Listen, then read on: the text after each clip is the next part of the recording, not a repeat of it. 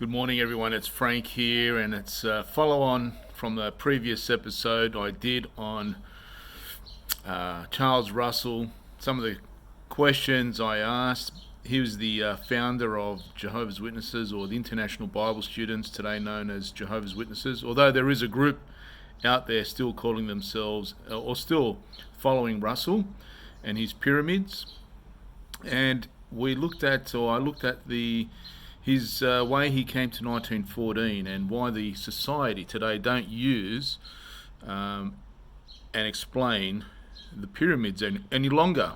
And we've come to see through that study, or having a look at it briefly, that it's problematic, isn't it? I mean, when you think about pyramids, you're thinking about the occult, his symbols that he used with the crown and the falling cross and so many other things that all just stinks. It all amounts to someone who was looking for secret knowledge, or dabbling in the occult, as they say. Now, what's interesting too is the fact that the society, because the society or the Jehovah's Witnesses don't use it, that's something that should tell you something isn't right. But when did they first sort of cotton on that this wasn't right? It was in 1928. In fact, it was by the president of the day. He distanced himself so far from Russell's pyramid that he called it Satan's Bible. Yes, he did. I have a quote here I'm going to share with you, and I'm going to share some of its ideas, some of the comments that I made, or the statistics that I brought out. I'm going to give you the references so you know it's not just me making stuff up, and that Rutherford did call it Satan's Bible. I'll give you a reference to that, and to the pyramids. The references there will be in the description below. But why are they rewriting their history? Why do they do that? What are they afraid of? Seeing that they are chosen by God or by Christ in 1919. Wouldn't that be something that they should be proud of? Well, what do you think? Wouldn't you be proud to say, yeah, I mean, this is how we've came to know that Christ returned and that now we're appointed. It started from this teaching. But no, they want to go the opposite way. So, one of the commentators there, well, actually, before we go to the video, because this is why I'm using a handheld phone, because I want you to show. One of the commentators made a point that they had now removed Russell's tomb, the monument, the pyramid monument there in Pittsburgh. And so that's interesting, isn't it? Why are they rewriting the history? Are they now being reformed in some way? Are they reforming the organisation so that or going into a different direction?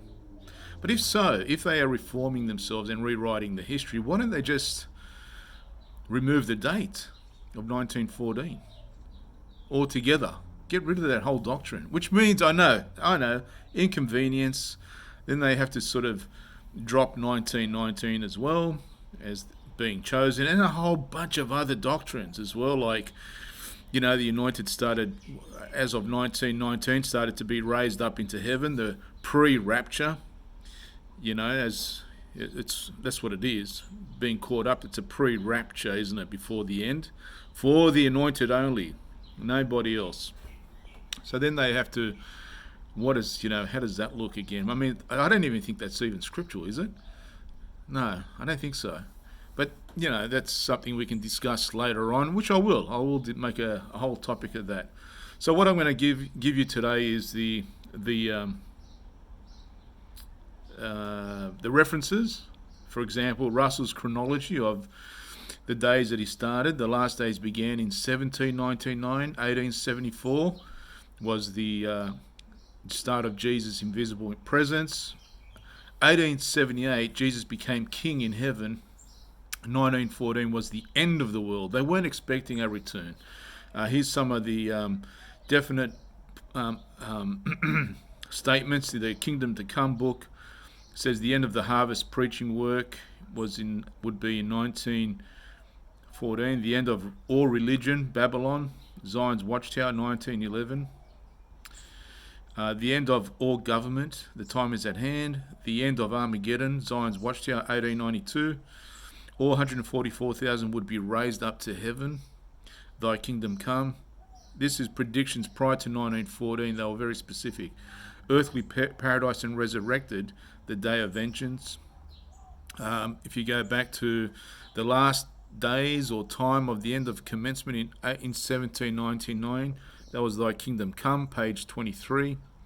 Jesus' invisible presence began in 1874 and started ruling in heaven in 1878. That's that 3.5-4 year period, as they do from 1914 to 1919, right? 1874 to 1914 were described as the greatest period of trouble in human history. The period of Armageddon itself, with the end of trouble to be in 1914, Zions Watchtower, 1894. And the Watchtower predicted 1914 as the date for the beginning, for the end of the time of trouble. Okay, so they're the actual references. Now, in regards to rewriting history, notice what the Watchtower says in this aspect. It's a question from a article back in Awake. It's an Awake. Sorry, let me just pull it up. It says, should history be rewritten? Okay, this is their article. Appears in the Awake, December 22, 1974. The article pointed out that there were times when it would be appropriate to rewrite a certain history if there were new facts available to correct a previously held view. It went on to point out that such a practice could be inappropriate and offered the following information in this regard. It says here, there is, of course, an obvious danger here. The usual tendency when rewriting history, this is from the Awake, when rewriting history in an effort to support a certain view is to pick and choose information. Finding that which paints a noble picture of the writer's side of the story. This is somewhat like the method of a clever lawyer who sifts through evidence and selects only the material that will benefit his client while suppressing other information.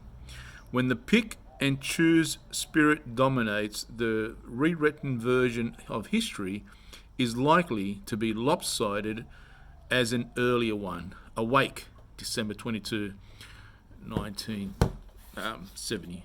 Was that 1974? From their own mouth. And this is what they're doing. Are they being reformed, or are they rewriting a history to suit a certain narrative, to give the appearance, or the what's the word? It's in my top of my tongue. The appearance. Oh, I can't think of it. It'll come to me.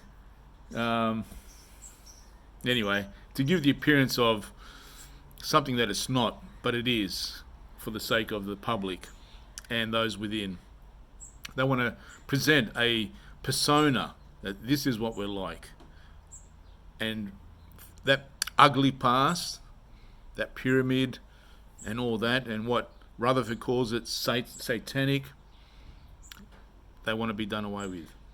But how far are they willing to go? Well, here's some interesting information, and this is from a guy named Mick Martin. He's an ex-JW. So he got some information, and I'm just going to turn it over so you can watch it on my screen. Did you know that you can make money from Sorry YouTube guys, these are for these 6 ads. hours with a brand new channel and 0 Let me just- subscribers? Okay, here we go.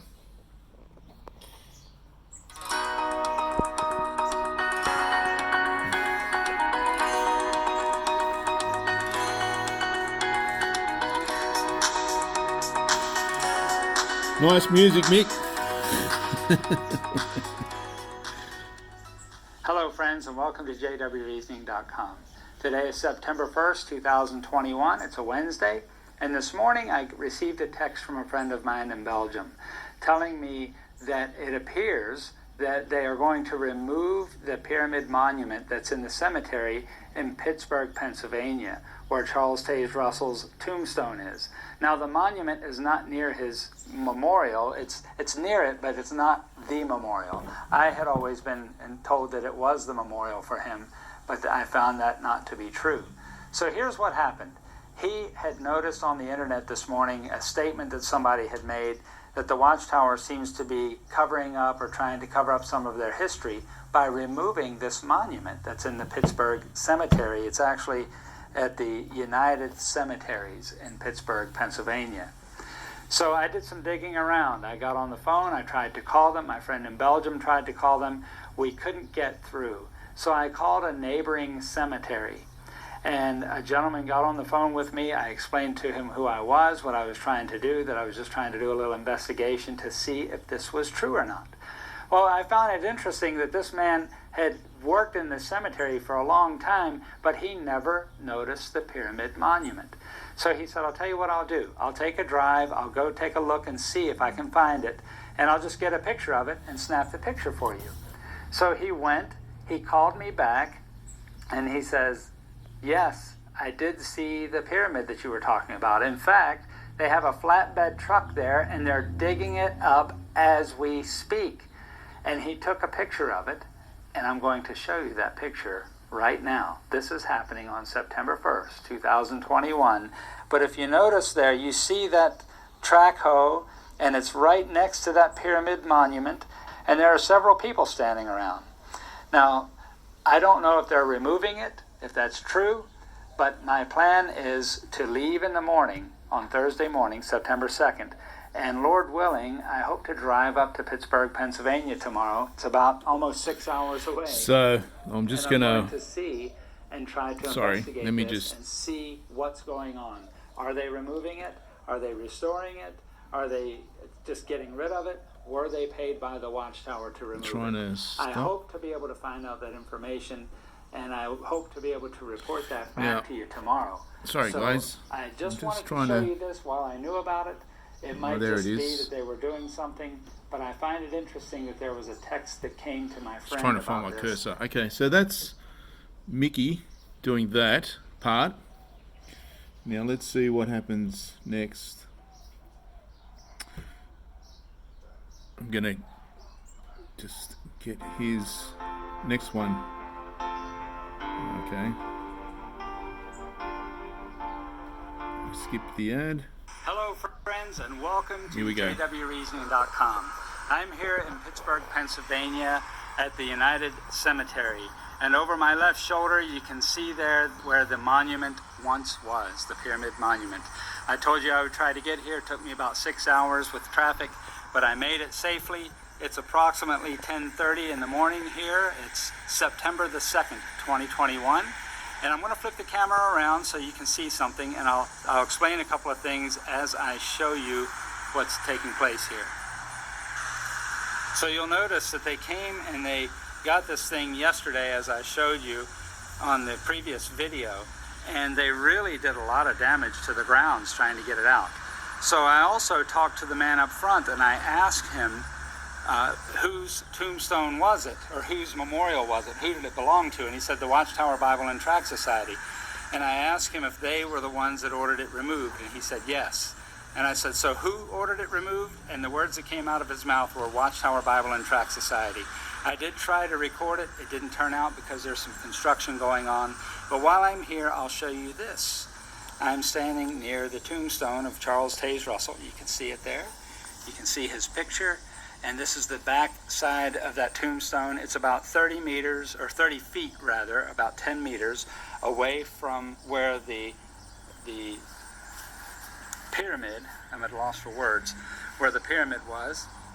And there you can see, that is Charles Taze Russell's tombstone. And I know that this is nothing new. You can find these images on Google. You've seen them before. But that's probably going to be the newest site on Google right there, and that is that the pyramid has been removed. So I did get it out of his mouth that the Watchtower Bible and Tract Society removed it. I wish I had that recorded.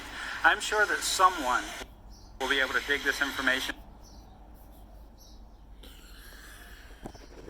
So there you have it, guys. Sorry about that. My finger's getting in the way. A little bit of glitches there. But why would they do that? Isn't that interesting? I mean, Russell be turning over in his grave now, thinking that this organisation has just completely did a backflip on his previous teaching, right? Wouldn't you think so? Do you think you'd be encouraged by the goings on? I don't know. Soon we'll find out one day. But interestingly, in 1928, not long after his death, and by the way, did you pick that up? He died on October 31st, I think it was, 1916. Do you know what day that is? I think it's October 31st. It's Halloween's Day. Isn't that freaky? Yes. Anyway. Okay, so Charles Taze Russell, we know that he was famed for the teaching of the Great Pyramid, and some say he was inspired by Jehovah God. However, we know that he wrote extensively and used the pyramid measurements as a guide for much of the end times chronology, described with the great details in his Studies in the Scriptures volumes. Volume 3, this is it, Volume 3, Thy Kingdom Come, page 362. Pastor Russell died, we know, in 1916, as it said there on the tombstone. 12 years later, his successor, Joseph Rutherford, took a totally opposite position, crediting the Great Pyramid to Satan the devil. He actually described the pyramid as being Satan's Bible. That is found in the Watchtower, November 15, 1928, page 344. Decades later, there are many end-time Bible students who still believe that the pyramid will play a major part in determining the world political systems and will be destroyed. Long after the death of Charles Taze Russell, we know that there are still many followers of his out there, but none of this stuff you cannot find. The Watchtower won't release anything back from 1950 to 1870s. For some reason, they won't allow it to be online. Now, you can see why, right? You can see why the problems that it will cause for current believers. Because once they see all this information, all sorts of stuff will go through their mind, especially if they're keen Bible students, I believe. I believe it'll wake up more people to the hypocrisy and to the falsehoods that have come by this early charge to try and predict Christ's return by use of pyramids. It is problematic, guys. So why are they rewriting their history? Is it to, maybe they're trying to reform themselves? I mean, hope so. That would be unbelievable. That would be great. It doesn't seem like it though, right? I'm just saying, because if they were trying to reform themselves, they'd need to get rid of these doctrines. If they believe that is false, the pyramids are false, like Rutherford did. If he believed that was false, and he was the faithful slave, right? He was officially the faithful slave. Now, if he believed it was wrong, if he believed it was from the devil, it's not my words, these are his words, then surely they would have dropped the 1914 doctrine altogether and 1919. Because it's all they're all linked. Right, one's linked to the other. Now, that's not me. Don't have a go at me. That's coming from them, coming from the Watchtower itself. So there's some things to think about, right? There's just reasonable questions that anybody should ask. And if you're a believer in that religion, they're fair questions to ask. Why not? Why shouldn't you be able to ask those questions?